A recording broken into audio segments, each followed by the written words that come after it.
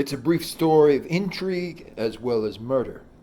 The true story of Peter Manfredonia, a Connecticut serial killer who robbed more than 2 convenience stores and possibly killed as many as 4 people.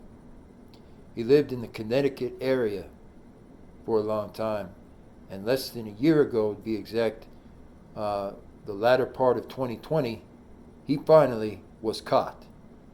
But an accomplice with a last name, apparently by the name possibly of Westbrook, is still at large. And there's a lot that can be learned from this very interesting case, which ended the lives of at least 4 people and was one of the most serious cases in Connecticut University history. So thank you, right here on JTC channel. Up next. Scary. He lived right outside of Hartford. How authorities ultimately capture alleged serial killer Peter Manfredonia. Manfredonia, a 23-year-old University of Connecticut student, was arraigned in Hagerstown, Maryland. Around 9 p.m., Wednesday, Connecticut State Police detectives and law enforcement were at a truck stop in Hagerstown, Maryland, on a tip that Peter Manfredonia, the University of Connecticut student wanted for the serial killing of more than 2 victims, was in the area still. One of the members of law enforcement happened to turn around as the detectives were talking about Manfredonia's characteristics to the U.S. Marshals. Physical characteristics matched, and Manfredonia was apprehended.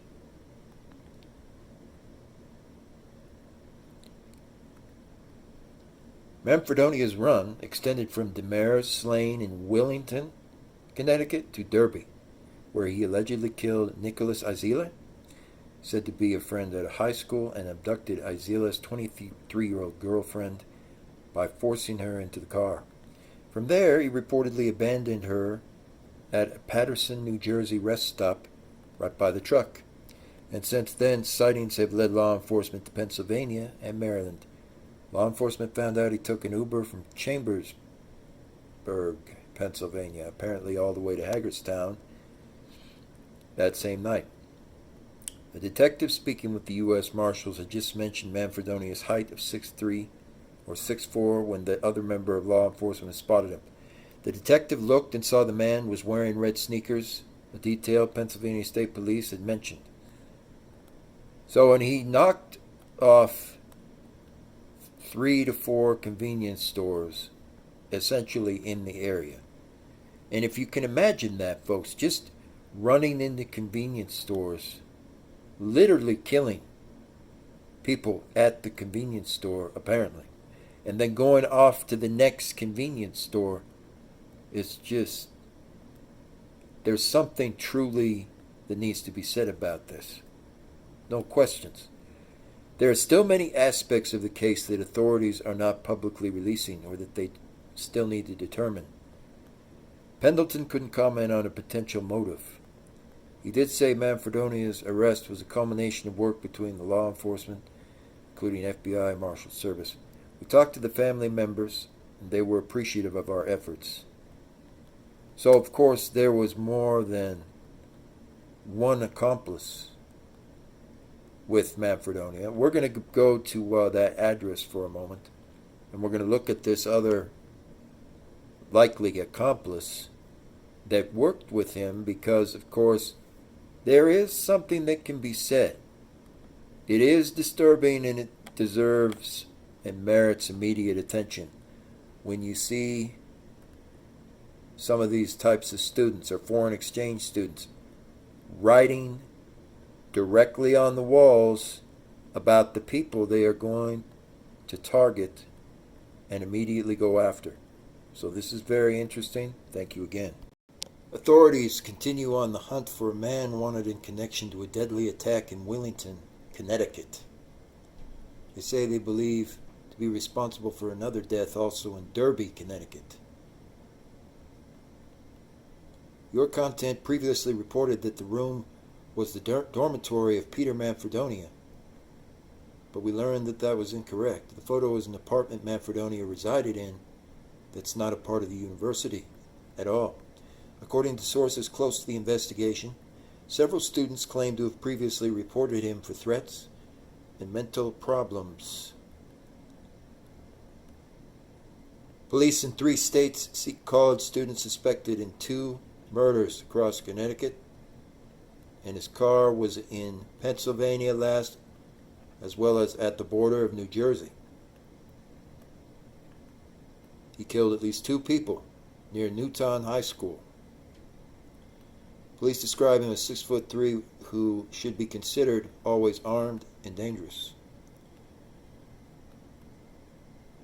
"I'm not angry, I'm upset," Manfredonia wrote directly above the actual door frames on the walls across these various areas of the place that he was staying in.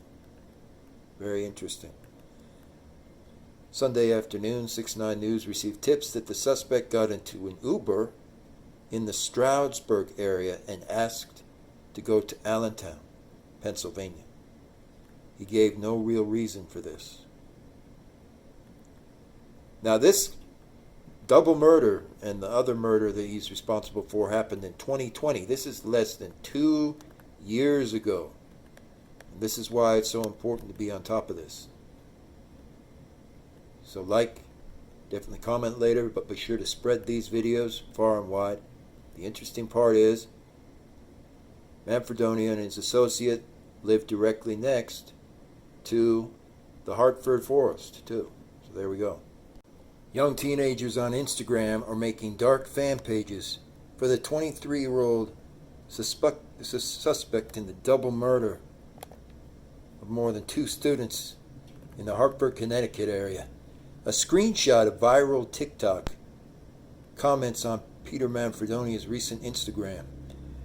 23-year-old Peter Manfredonia in the University of Connecticut was on the run for killing at least 2 in a convenience store. Several morbid Stan accounts that belong to Manfredonia have been created, and the efforts appear to be iconic in the way that they make fun of the Nicki Minaj celebrities, as well as fans of the controversial social media stars. So this is quite interesting because it was posted in public what they intended to do, and there's certainly a lot we can take away from this.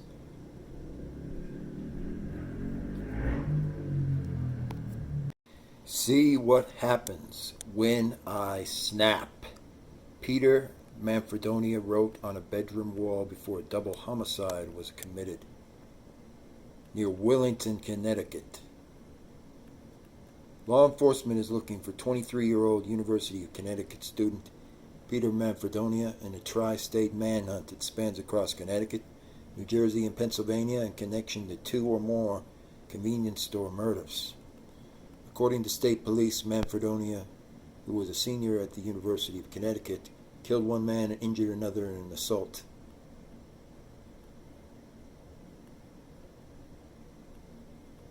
Manfredonia killed 62-year-old Theodore Demers and assaulted another man in Willington on Friday.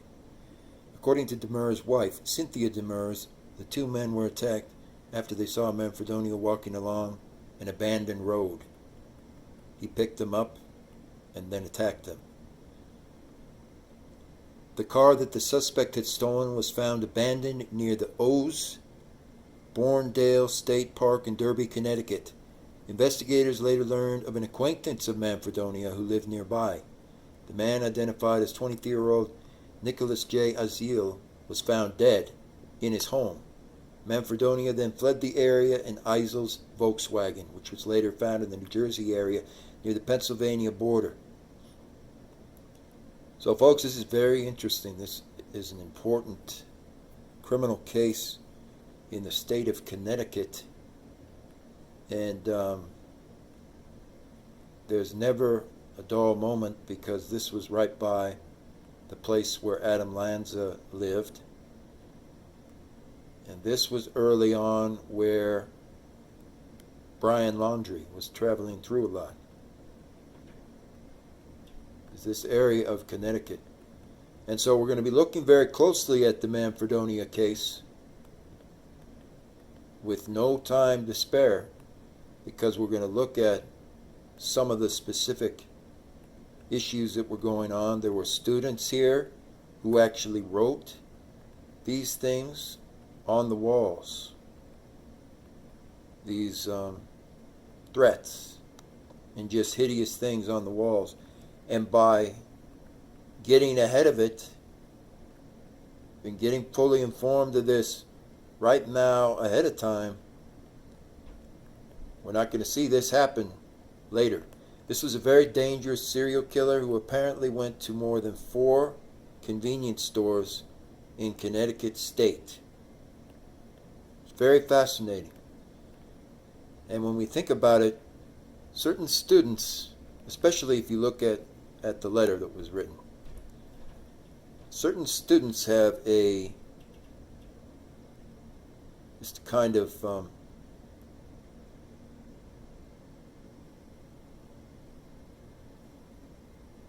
manic way of looking at the world sometimes. And when they write these things on the wall, that's the immediate warning sign right here that we need to intervene and get on top of this, right away. And that was quite interesting to see. The fact that Manfredonia deliberately wrote all the different people he was going to stalk or similar things directly on the wall, and he wrote them on a whiteboard. Okay, he wrote them literally on a whiteboard, and we see some of the names of the people that he was going after were written and wrote also, as incredible as this seems, on the wall directly over the bedroom door and the doorpost. And so there's a lot that we can learn from this, and this is going to be covered for just a bit here. Thank you again. It's the case of Pete. He's got a very unusual name, Peter Manfredonia. Thank you. This is the reason, of course, that I firmly believe, beyond the shadow of a doubt, Manfredonia had an accomplice in his ritual murders. It says in the state of Pennsylvania, state police stated a black SUV was stolen near the area where wanted Connecticut serial killer Peter Manfredonia is last seen on the crime scene. Black Hyundai Santa Fe was taken around 9 p.m. for some reason. It stated on Twitter. The SUV has a Pennsylvania tag. We've put up a BOLO alert for this vehicle. BSB Stroudsburg was contacted by New Jersey State Police regarding the possibility of Connecticut homicide suspect Manfredonia being in the patrol area. Well, he was not in the patrol area, but here's what's really interesting, folks. It's very likely we found somebody who was in the patrol area. Now, this is, of course, not a recent picture. It goes back to almost 2020. But the car in question that was stolen is allegedly now registered to a Mr. Will Westbrook. Okay? Mr. Will Westbrook, that's correct. And this right here, folks, is none other than Anthony Westbrook. That's right, Anthony Westbrook, the cousin of Will Westbrook. Happens to be an associate of some interesting people, and also happens to know Manfredonia and a woman named Rochelle Clinton, who's related directly to, of course, the Clintons in this case. It took a while to be able to really look this information up, but it was highly, highly invaluable, especially this evidence. because it shows, of course, now it's very likely Manfredonia had one accomplice, maybe two accomplices, to complete his murders. Because John C. Morgan, right? That's right, of the J.P. Morgan family, is a very good friend of Anthony Westbrook. You see? His real name, Ray Westbrook. And he was seen on Facebook around the time that Manfredonia essentially disappeared. And that's no coincidence, because Anthony Ray, aka Ray Westbrook, he right now lives in Oklahoma. You couldn't make this up. He was in New Jersey, very close to John Morgan. Then he moved all the way over to Oklahoma to distance himself from his cousin William Westbrook, a ham radio operator. And they're claiming, of course, that Will Westbrook is the original owner of the Hyundai. And it could be, but that's becoming doubtful now that it's been revealed and exposed that none other than, you see, Anthony Ray Westbrook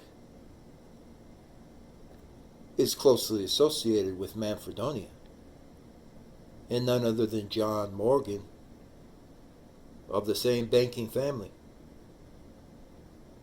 So I will call it out right now. I believe that Anthony Westbrook is a suspect, meaning he is an accomplice in some way with Manfredonia's murders across Connecticut state.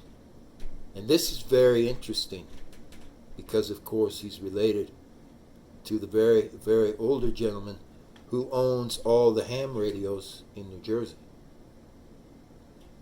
So there you go. Let's get more eyes on this case. Let's get more people to have very full attention to this case. Thank you. Spread the word.